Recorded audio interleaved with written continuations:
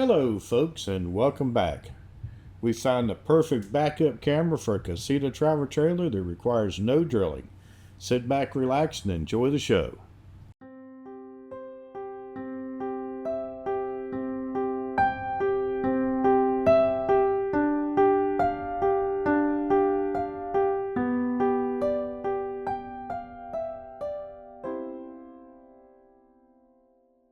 For years now, we've been using the Halo View BT7 cameras. We started out with the screen that's manual, then we went to the touch screen that you see here. Well, one problem that we always found with these cameras, even though they worked amazingly, is you had to drill through the fiberglass. You can see right here where we had to drill through to run power to the actual camera. Well, Halo View finally came out with the solution to this problem in that they still have the touch screen here, but now instead of having to run power to it, it's going to be actually charged off a solar panel that you're going to put on the back of your trailer also. And the unique things about the camera and the solar panel is their magnetic mounts. You'll put a mounting plate on your trailer for the camera and a mounting plate on your trailer for the solar panel, and you just stick them both down and you're ready to go. And we just used this on a cross-country trip. I'm going to show you first how to install it, and then I'm going to show you some of the pictures and some of the uses you can do with this camera. And we highly recommend it. So go ahead and sit back, relax, and let me show you how to do this. First thing we're going to do is the area where we're going to stick down the mounting plate. We're going to just clean it real good. And they provide you the cloths and everything to clean this with. And you'll see we're just going to clean it real good with the wet cloth. Then you're going to come back with the dry cloth and you're going to dry it off and make sure it's lint free. And then the last thing you're going to do is pull the backing cover off of your plate and actually stick your plate down. After you remove the red backing, just place it where you want it and make sure it's aligned, and then firmly press it down to attach the VHB tape firmly.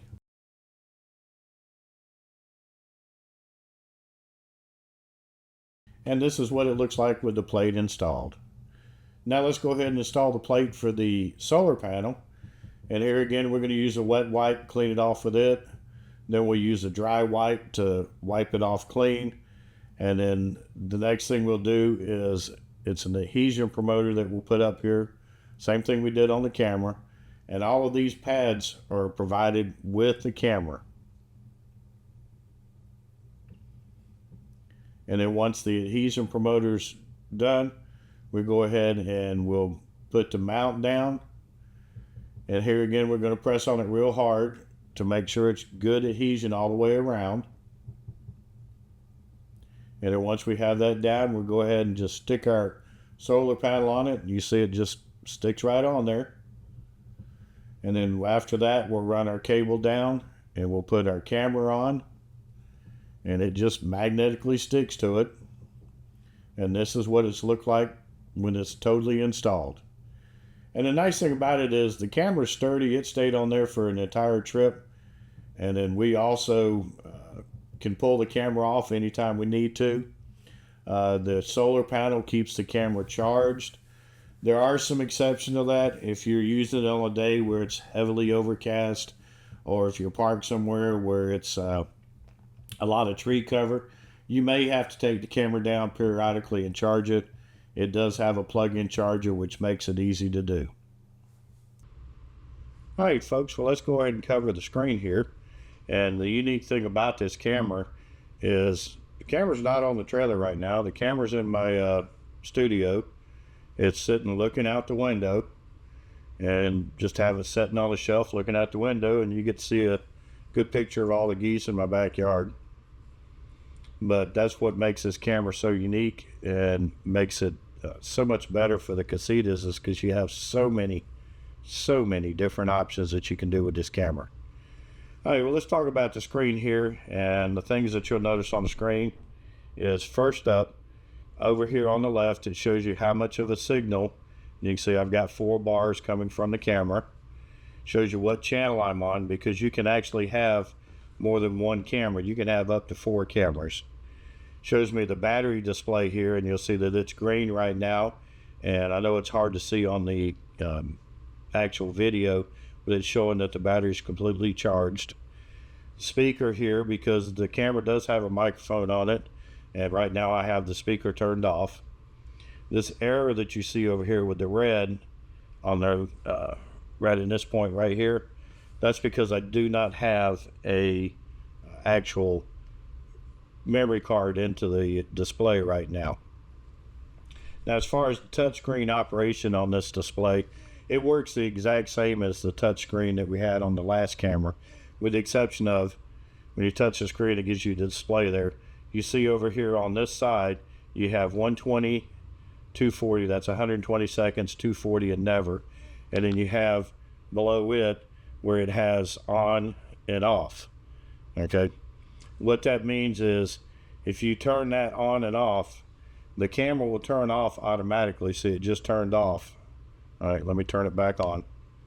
The camera will turn off automatically after 120 seconds or 240 seconds or never, depending on which mode you've got set, or you can just manually turn the camera off right there.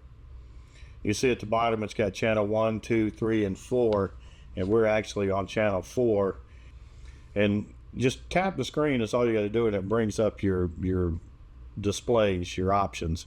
If you tap it twice, you'll see at the bottom that we have down here, we have lines. These are where you turn your backup lines on and off. Here's where you turn your sound on and off. The camera has a light built in on it, so that you can have light at night. It is also infrared. You see, that's what it looks like with the lines on it. Let me turn those off. So tap the screen twice, turn my lines off. And then this button over here is record. Now, if you come into the actual menu here, you have volume, where you can change how much volume the actual speaker's putting out. Pairing, where you can pair it to any cameras you want. If you come in here to picture, that's where you can control your brightness, color, contrast, and then your LED, which down here is where you turn your LED on and off. Mirror, right now I've got it in mirror mode because I use it as a mirror as I'm driving for a rear view mirror. Q mode, you can set up how your Q mode set up, which cameras you want. Like if you only have 3 cameras, you can have your backup camera as your top camera and then your 2 little cameras below that, or any way you want.